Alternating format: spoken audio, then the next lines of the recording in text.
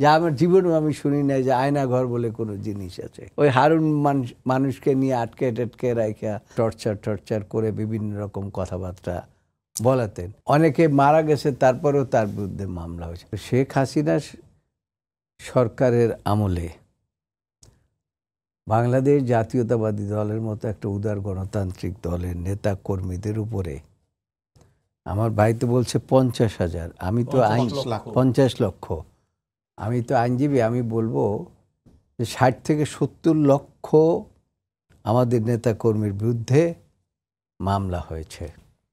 এবং আপনি দেখবেন যে কোনো মামলারই কোনো সারবর্তা নাই।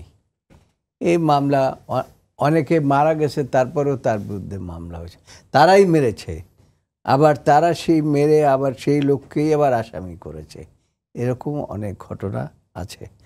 আমি আইনজীবী হিসাবে আমি কত যে মামলা করেছি এর হিসাব আমি আপনাকে দিতে পারবো না। আমার প্রশ্ন একটু প্রিসাইজ, যে আপনারা গত কয়েক বছরে, বিশেষ করে আমরা 2024-এর জানুয়ারি নির্বাচনের আগেও দেখেছি যে আপনারা বিভিন্ন দূতাবাসে যাচ্ছেন, যুক্তরাষ্ট্র, ইউরোপীয় ইউনিয়ন, যুক্তরাজ্য। কখনো কি ভারতের দূতাবাসে আপনাদেরকে যেতে দেখা যায়নি? আপনাদের কি এটা মনে হয় কিনা যে ভারতের পররাষ্ট্র সচিব যে দাবিটি করছেন যে বাংলাদেশের সঙ্গে সম্পর্ক সব রাজনৈতিক দলের, সেটা কি আপনার সত্য মনে হয় কিনা? কিংবা আপনারা ভারতের রাষ্ট্রদূত বা দূতাবাস কিংবা ভারত সরকারের সঙ্গে কোনো ধরনের ডিলিংসে বা কোনো ধরনের আলাপচারিতার সুযোগ পেয়েছেন কিনা গত 15 বছরে? শুনে, এখানে রাগ ঢাগের কোনো বিষয় নাই আর কি। ফ্যাসিস্ট সরকার প্রধান শেখ হাসিনা, পাশে তো মায়ানমার ছিল, আরও দেশ ছিল মায়ানমারের, এখানে লোকজনের জায়গা দিয়েছে। চীন ছিল, অনেক জায়গায় তার যাওয়ার জায়গা ছিল, কোথাও তো তিনি যায় নাই। কোথায় গেছেন? ভারতে গিয়েছেন।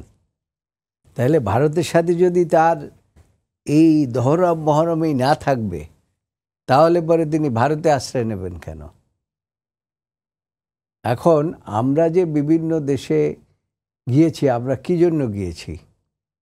বাংলাদেশের মানুষ গত 17 বছর পর্যন্ত যেভাবে নিষ্পেষিত হয়েছে, যেভাবে এই সরকারের কাছ থেকে অত্যাচারিত হয়েছে, আজকে তো আপনার ওই যে র্যাবরা বলছে যে হ্যাঁ স্বীকার করেছেন, কিন্তু তারা যখন আওয়ামী লীগ যখন সরকার ক্ষমতায় ছিল, তখন তারা কি কখনো স্বীকার করেছে যে তারা এই গুম খুনের সাথে তাদের কোনো সম্পৃক্ততা আছে? তারা বলতেন যে কোনো এক্সট্রা জুডিশিয়াল কিলিং আমাদের দ্বারা হয় নাই। কিন্তু কত হাজার হাজার মা বোনের কোল যে এরা খালি করেছে, সেটা আপনি হিসাব করেও পাবেন না। তো আমার ভাই তো বলেছেন যে এই কয়দিনে 15,000, আমার তো মনে হচ্ছে যে কয়েক লক্ষ লোক গত 17 বছরে গুম হয়েছে, খুন হয়েছে।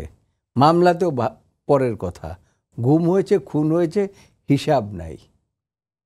তারপরে ওই যে আর একটা ঘর, কি বলে, আয়না ঘর না কি একটা বানিয়েছে আর কি। এটা আপনি কখনো শুনেছেন?